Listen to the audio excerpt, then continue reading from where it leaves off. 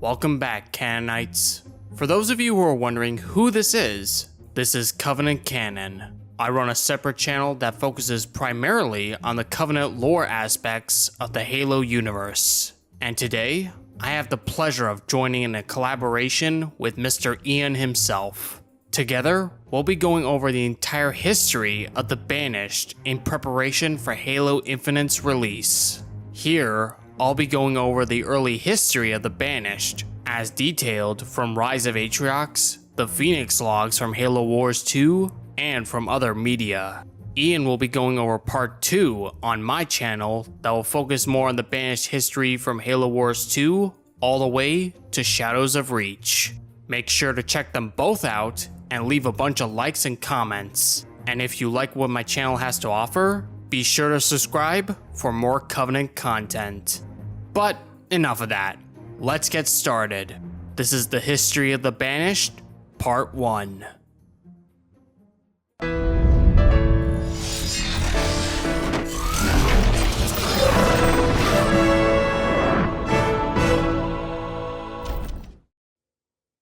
Unknown date, unknown time. During the Covenant siege on the human planet of Algolis, the Covenant dispatched 40-man Jirohane kill squads to weaken human defenders across the planet.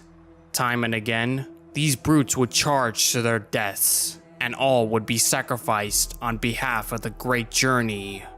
All but one. A brave and cunning warrior called Atriox would survive each perilous mission, and each time, his fame and legend would grow among the Jirohane. Eventually, the Covenant leadership feared a revolt may come from his continued resilience. In an attempt to end his life, he and other Jirohane were sent on one last mission against UNSC forces. Most of his compatriots would fall in the battle, but he did not. Atriox, who was questioning his loyalty to the Covenant, struck down a pious Jirohane while in combat. For his treason, Atriox was to be executed by a Sangheili executioner under the orders of the High Prophet of Truth upon his return to the Covenant base. However, he and several loyal Jirohane rose up against their Sangheili masters and slaughtered them all.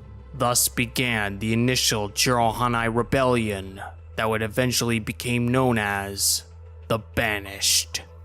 In the beginning, the Banished was little more than a gang of pirates and raiders, striking at Covenant holdings for resources, war material, and warriors for their cause. One such occasion occurred on the planet of Otrak, where Decimus, Atriox's right hand, attempted to recruit the Kigyar Tavawan scientist, Sig Ron.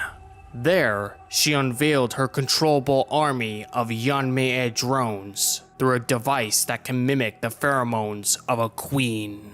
However, Ron, still loyal to the Covenant, unleashed her army on Decimus's forces. As the Yanmei began to overwhelm Decimus, Atriox showed up along with more Banished and attacked Sig Ron. The Kigyar scientist was then killed by Decimus, putting an end to the skirmisher. Years went by. Unimpeded by the Covenant's devastating Great Schism, the Banished managed to salvage much of the Empire's former assets after its fall, growing into a formidable power in their own right after a decade of raiding and pillaging. Though Atriox already recruited many allies to his cause during the war, the Banished gained many new members in the war's aftermath from the fallen Covenant, who wished to continue living as warriors. And even human criminals were influenced by the Banished and aided their efforts over the years. Over time, many Jirohane clans joined the Banished, becoming an influential force on the brute homeworld of Doisak. However, there were still some Sangheili who clung to vengeance against the Jirohane out of hatred for their role in the Great Schism. One such group was a squadron of Silent Shadow, elite assassins led by the First Blade called Resha Azavale. After butchering various Jirohanai packs across the galaxy, the Silent Shadow boarded Atriox's corvette, the Elegy's Lament. They carved a path through the ship, slaughtering many Jirohanai in their path, until they encountered the War Master himself. But instead of simply cutting down these elites, he talked them down. He was able to sway all of the elites to his side. All but Resha, who still clinged to the old ways of hatred and honor. He was then struck down by his brethren, and Atriox welcomed them with open arms.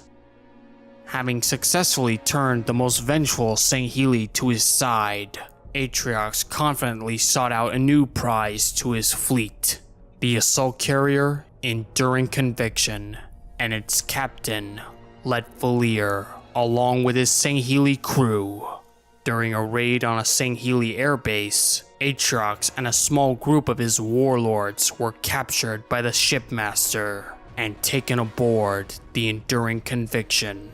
But during the raid, a separate wave of banished troops managed to seize the carrier, and once he returned, Let was completely surrounded, changing the playing field. Now as a prisoner of Atriox, Falier was offered a chance to join the Banished and allow his crew to live a new life as mercenaries and be provided with resources rather than be cannon fodder for the Sangheili Jirohanai conflict. Letfalier eventually accepted the War Master's offer, and after being persuaded, Falier abandoned his fleet and joined the Banished. As the years went by following the end of the war, Atriox's infamy grew across human and ex-Covenant space, becoming a legend to all species. This drew the ire of an old Jirohanai chieftain named Jovis. On the backwater planet of Karava, Jovis challenged Atriox's might with his own. Unable to dissuade the old warrior, Atriox slew Jovis and recruited the remnants of his pact into the Banished. And by 2558, the Banished had grown to become a force that rivaled many Covenant splinter groups, gathering many ships and warriors under the banner of Atriox. Even a fallen Covenant faction, known as the Keepers of the One Freedom, succumbed to the Banished, with its leader, a Dokab called Castor, kneeling to Atriox's feet. Shortly afterwards, Atriox placed his former mentor, the war chief known as Escharum, in charge of the Banished, and then departed with a powerful assault force on a mission to claim the ultimate prize in the galaxy, one that would permanently remove all threats to the Banished. But that is a story for another time. Man, that's quite the story so far. To learn how it continues, head on over to Covenant Canon's channel for part 2, featuring yours truly. Before that though, stick around for the Patreon shoutout. This is Halo Canon, and I'll see y'all on Covenant Canon. First, I'd like to give a big thank you to our Harspice patrons. First there's Hope, then we have Freight, SS Deco-chan, Discombobulated Sycophant, Justin Montgomery, Ada Frame, and Man in the Dark. Thank you all for your amazing support of the channel. Next, I'd like to thank our theoretical patrons. If you'd like to see your name here or get a direct shout out, check out patreon.com/halocanon.